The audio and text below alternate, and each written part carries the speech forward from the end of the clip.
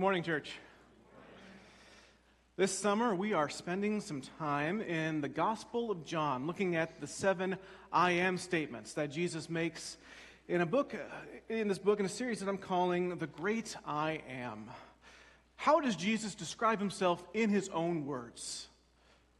Just the use of the words I am refer back to the name of God given to Moses in the burning bush. I am who I am. These are statements of divinity.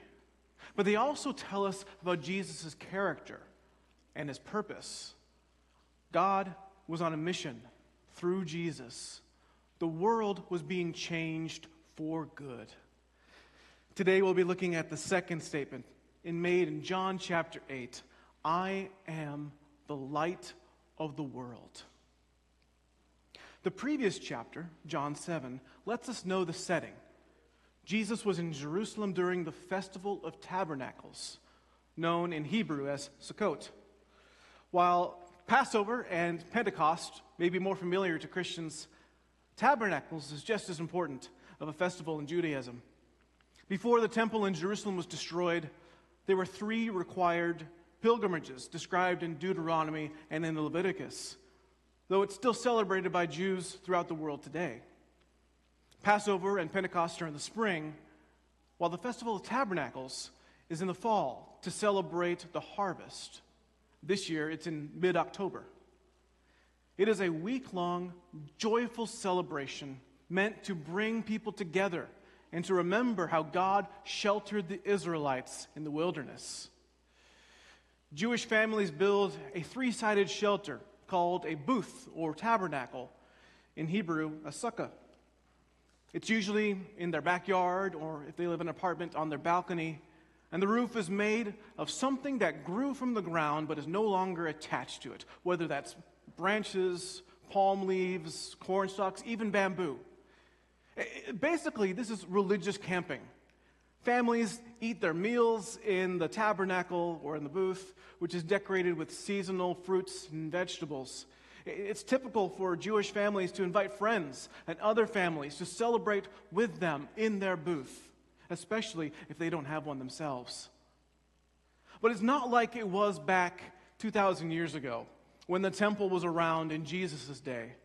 Because according to the Mishnah, a first-century Jewish text, anyone who hadn't seen the Festival of Tabernacles in Jerusalem had never seen joy and wonder in their life.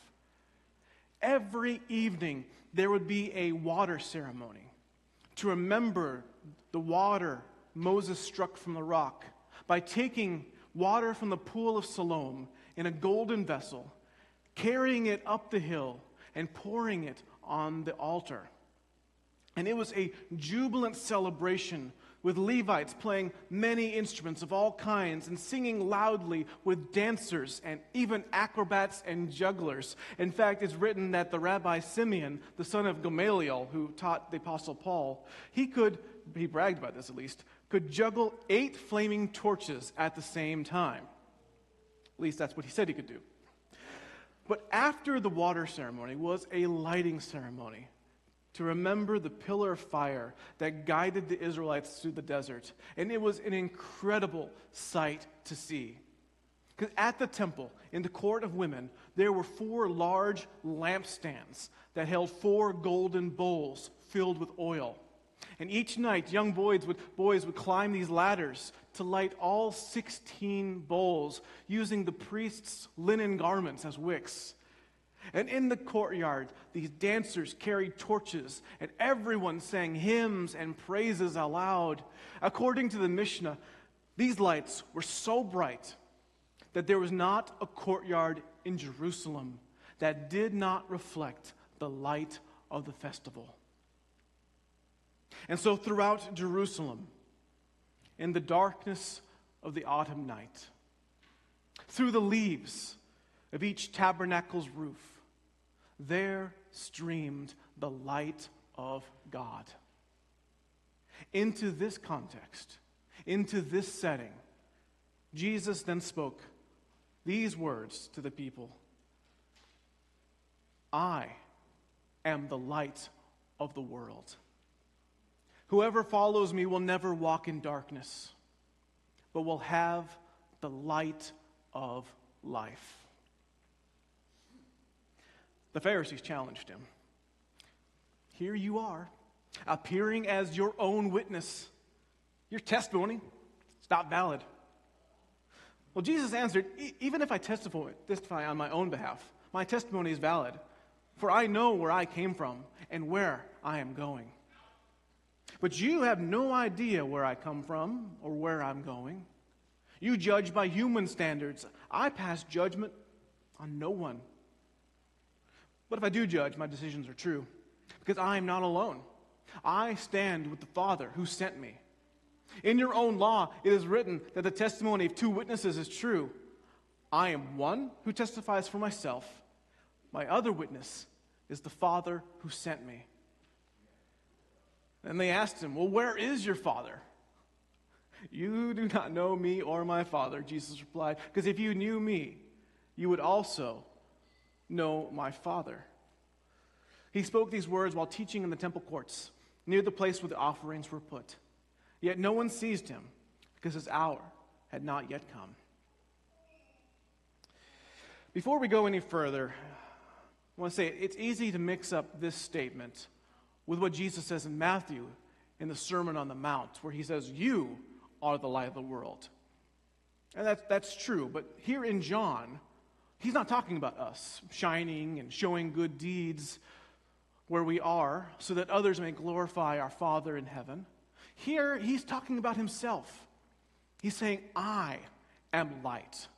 And I am illuminating the world in such a way that nothing can be hidden in the darkness. No dangers or threats on the path ahead or around me. So follow me, and you will not stumble in the dark. And that part about following him is what really set off the Pharisees. Because not only was he making claims about himself, he was asking the people to do something about it. And in doing so, disrupting the status quo, which the Pharisees benefited from.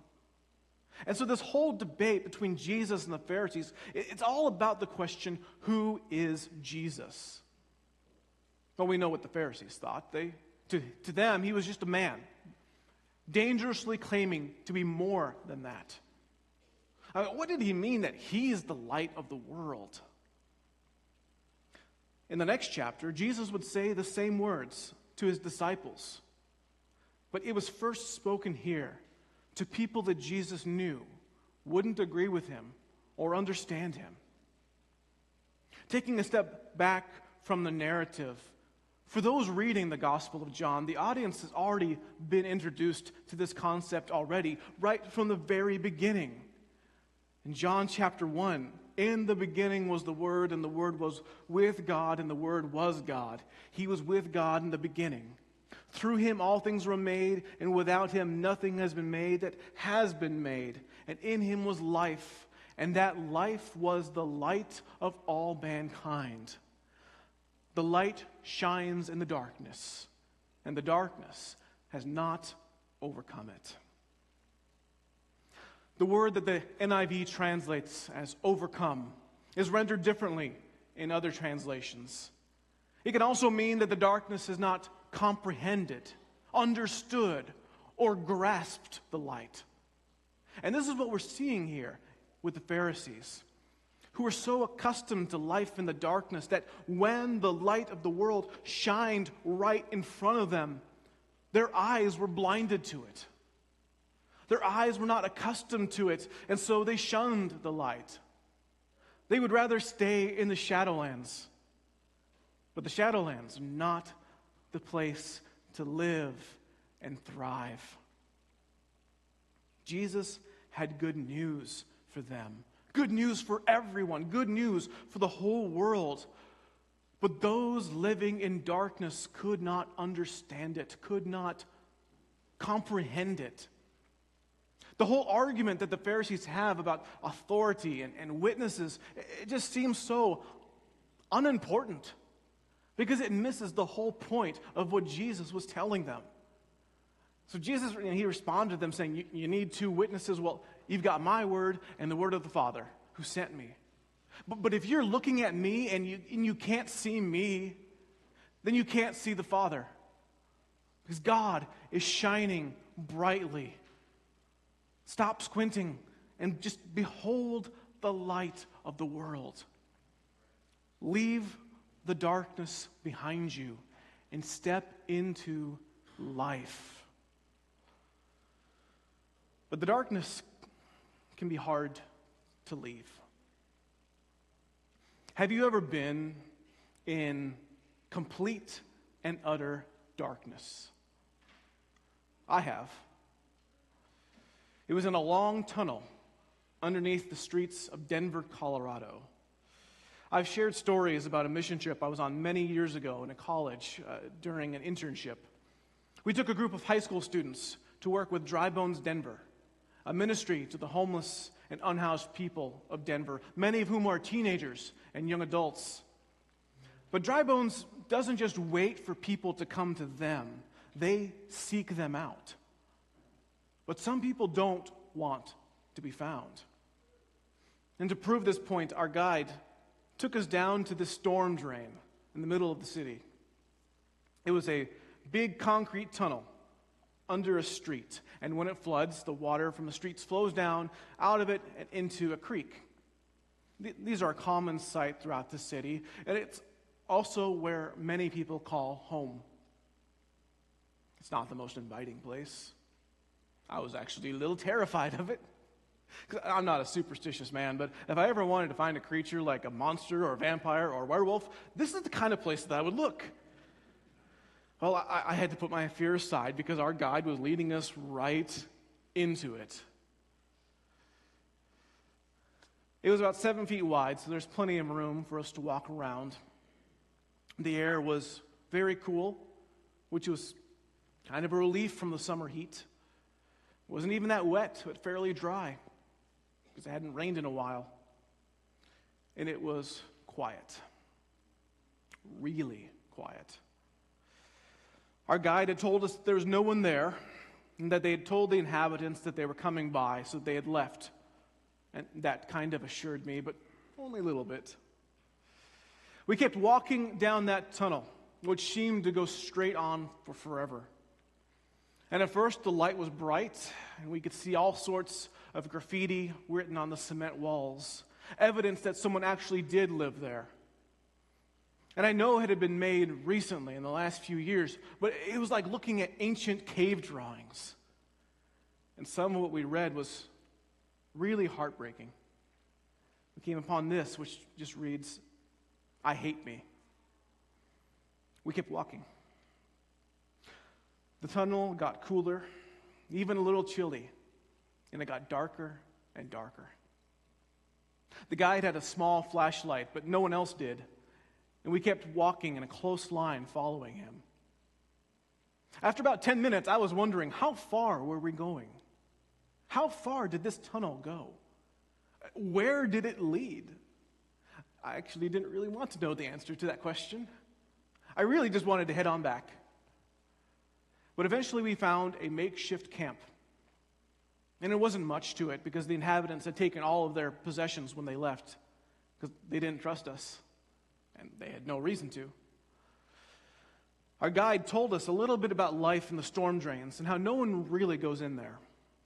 I mean, the city government knows that they live there, but they would prefer them there and out of sight than on the streets.